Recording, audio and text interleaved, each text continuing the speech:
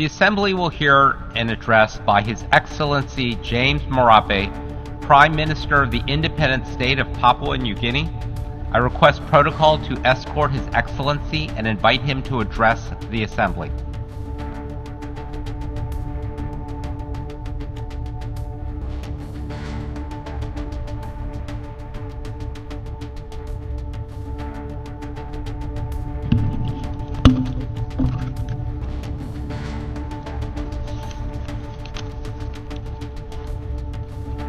His Excellency Mr. Philemon Young, President of the General Assembly, His Excellency Mr. Antonio Guterres, Secretary General of the United Nations, distinguished Head of State and Head of Governments, Excellencies, ladies and gentlemen, it is my honor to address this august hall once again on behalf of my people of Papua New Guinea. Mr. President, firstly, let me congratulate you, the government and people of Cameroon, on your successful election to lead the work of the 79th session of the General Assembly. I thank your predecessor, His Excellency Mr. Denis Francis, for his excellent leadership during the 78th UN General Assembly. I also extend my gratitude to the United Nations Secretary General for his strong leadership to mobilize the support of the global community on key issues that require our collective efforts, especially in dealing with climate change related matters.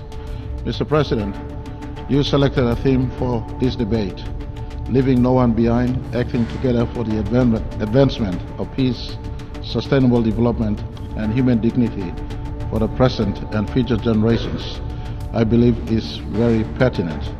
I thank you and commend your foresight in drawing our collective attention to the work we must still do for peace and humanity, considering the vast challenges that continues to threaten our society and what we face today. Mr. President, I speak on three threats to humanity that is complementary to your theme. These threats, in my view, are religious intolerance, poverty induced by climate change, and geopolitical differences and sovereignty contests over territories and people. And I will prefix this statement here with my country as a backdrop. Mr. President, Papua New Guinea is the world's most culturally and linguistically diverse nation, with over 830 languages in a myriad of sub-ethnicities and subcultures that are still authentically indigenous today as I speak. A real-time modern nation of 1,000 tribes. And we embrace this diversity and do our utmost best to function as one people, one nation and one country in our intention to leave no one behind. In terms of environment, Mr. President, my country hosts up to 7% of world's biodiversity, mostly housed within a tropical rainforest that is the third largest in the world and has a vast marine ecosystem. We sustainably manage our forest, land and sea because our livelihood depends on them. Papua New Guinea, in a small way, teaches the world on how living in balance with nature, tolerating cultural diversities and practicing environmental stewardship. The father of our country, our modern Papua New Guinea, the late great Grand Chief Sir Michael Thomas Somare, was a champion in this regard. In fact, Sir Michael's championed the cause of Article 5 that has become has found its place into Paris Agreement as I speak today, early in year 2000s. This is a reflection of Papua New Guinea's strong affinity to the forest, land and sea. In this regard, my country has been contributing to the public or global discourse over the last 2 decades in as far as environmental management is concerned and matters relating to climate change. Unfortunately, this has been met with very little return of action. However, we continue to stand ready to assist the United Nations family in this area. Mr. President, over the last 49 years of our country's history as an independent nation, our challenges has been many, compounded by vast ethno-linguistic diversities and cultural complexities and the small size of our economy. However, we have remained as one people and one nation. We have moved in the last 49 years. We started off as a least developed nation. Today we have entered the middle income earning nation status, and we intend in the next 20 years to migrate from where we are today to a high income earning nation by 2025. In doing that, we will migrate from being just a raw resource exporter to a manufacturing economy within the next decade. Mr. President, I want to assure you all that all this is being done in total alignment, and we have aligned our development agendas to the United Nations Charter, especially consistent with the 17 Sustainable Development Goals of the United Nations. Our aspirations mirror that of this august institution. In fact, in 1975, when we gained independence, our National Constitutional 8-point plan directs not just my government today, but government into the future, as it was in the past governments that led my country, on our national aspirations to leave no person behind. Mr. President, our nation's Vision 2050 that was launched in 2010 compels governments to develop Papua New Guinea into a top 50 nation by 2050 in terms of Human Development Index. Papua New Guinea looks forward to submitting to the United Nations a full progressive report in July of 2025 at the high-level political forum, secondary voluntary national review covering the work we have undertaken thus far amidst the challenges we continue to face and the steps we are taking going forward that will culminate in 2030. Mr. President, if you can indulge me in sharing an insight into managing a diverse multicultural people and what has helped us to blend as one nation, I put to you the role of Christian missionaries and their work that dates back to 1845 when the first Catholic missionaries arrived in my country. In 1975, when we gained independence, Christianity became profound. And consistency with your theme, Christianity in PNG has been the front runner, bearing message of unity, peace and sustainable coexistence, embracing diversity of cultures, language and tribes into one human family, living in our natural environment as God has created. Since then, Christian churches have contributed immensely to our country's development through their health and education programs. Real Christianity teaches love, peace, unity, forgiveness, giving meaning to leaving no person behind. Whilst PNG is identified as a Christian nation, Mr. President, I want to assure you and all who are listening that Section 45 of our nation's Constitution protects individuals' right to choose and practice of faith and religion. We subscribe strongly to Article 18 of the Universal Declaration of Human Rights on freedom of thought, conscience and religion. United Nations has been the anchor of this God-given right of humanity. And I offer my country's support to the protection of individuals' choice and rights to practice their faith, and urge that this remains a key duty of United Nations. Mr. President, since the dawn of humanity, history teaches us that many wars have been fought and many lives lost as a result of religious intolerance. We see that happening today. Earth's history is stained with blood of innocent people who have died from state, tribe, or church-sanctioned killings. The United Nations, Mr. President, must condemn laws that encroaches upon individual choice of religion and worship. This is a God-given right. And I see the issue of enforcement of religion upon one another as a threat to peace and coexistence of mankind. I ask United Nations to keep watch over religious freedom of all people, especially minority people in society where major religions are practiced. Mr. President, the second threat I see facing humanity is poverty, and especially poverty induced by climate change. The pursuit of wealth has caused man to plunder edge of its resources beyond the threshold of sustainability, with little consideration for our children's future. The acceleration of climate change, for instance, is a direct result of mankind's insatiable appetite for resources.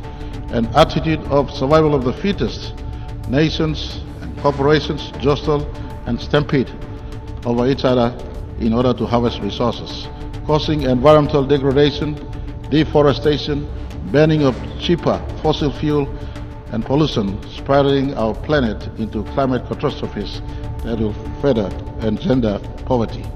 Nations like mine oceans nations like mine continue to live with the climate change-induced sea level rise and weather pattern changes that has now become an accidental threat. That is why we welcome the Chair's summary of the high-level meeting on sea level rise. Together with other Pacific Island countries, we continue to recognize the 1982 UN Convention on Law of Sea as a legal framework within which all activities in the ocean and seas must be carried out. We reaffirm commitment to the Pacific Island Forum Declaration of Continuity of Statehood and the protection of persons in the face of climate change-related sea level rise. Last month, the Pacific Island Leaders Forum in Tonga officially recognized these climate change manifestations as existential threat to our Pacific people. We stand united in the support of Vanuatu-led United Nations General Assembly proposal for the inclusion of sea level rise as a standalone agenda in the United Nations General Assembly and other relevant United Nations processes. Mr. President, despite our economic needs, PNG remains committed to safeguarding both our blue ocean life and our green forest life for its children. As a forest nation, PNG continues to play a proactive role to progress our commitments under United Nations Framework Convention on Climate Change and the Paris Agreement by undertaking adaptations and mitigation effort. However, accessing of global climate finance continues to be a challenge to Papua New Guinea and many small nations. We call on the United Nations to look into this matter with a sense of urgency, or else we can liquidate our forests and marine resources to achieve our development aspirations, especially in a pursuit to alleviate poverty from our people.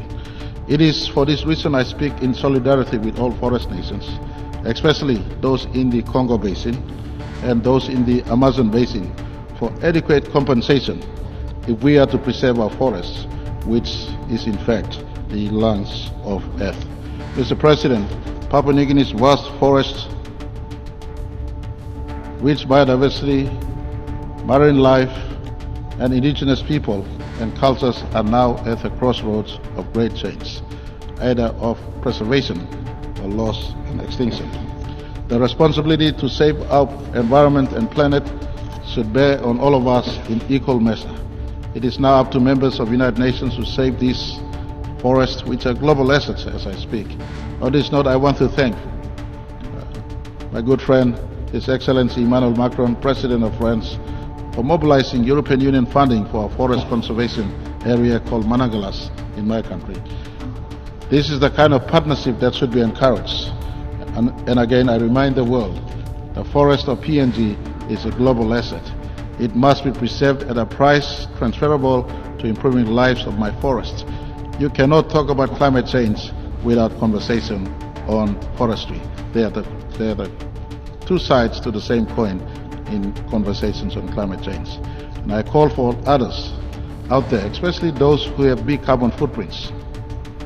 You have to do justice to planet Earth by doing your part, especially assisting us in the preservation of our forests. Mr. President, the third threat facing humanity, in my view, is geopolitical differences and sovereignty contests over territories and people. Increasing geopolitical conflicts and tensions are fueling fragmentation and protectionism around the world today. The restrictions on trade, disruptions in supply chains, growing competitions are crippling our economies.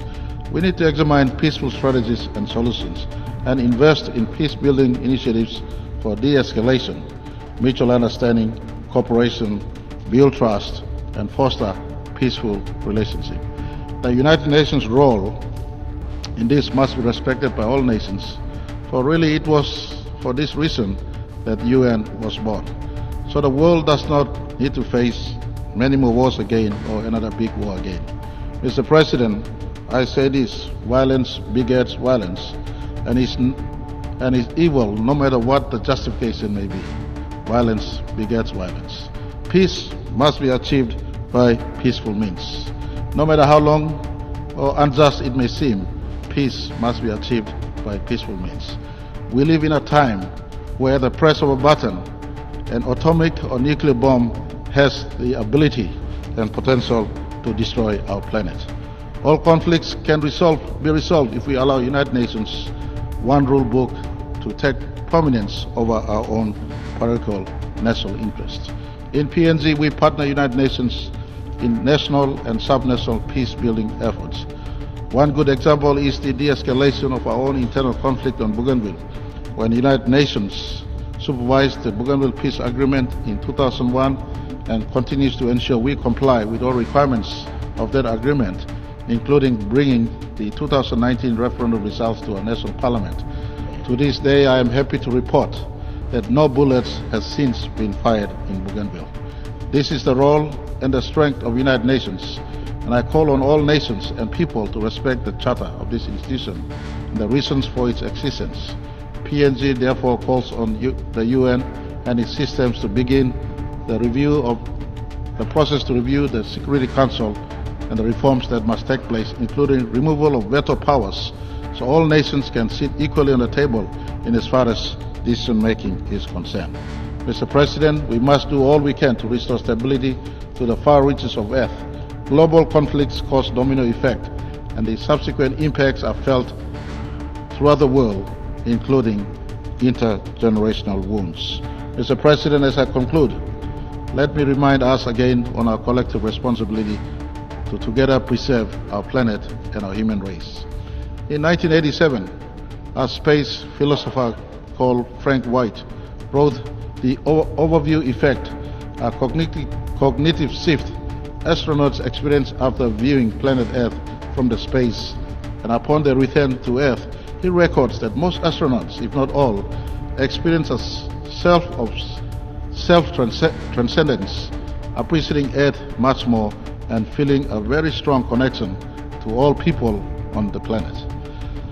And I am sure Neil Armstrong in 1969, on July 20, when he gazed back on planet Earth, standing on moon, he would have looked back and he would not have seen his planet, he would not have seen his country, the United States of America. He would have seen the blue planet, the planet he called home.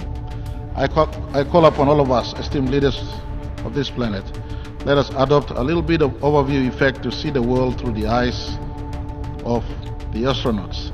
They see the planet from humanity perspective, one planet, one people, one humanity. They appreciated Earth much better. I want to ask all of us,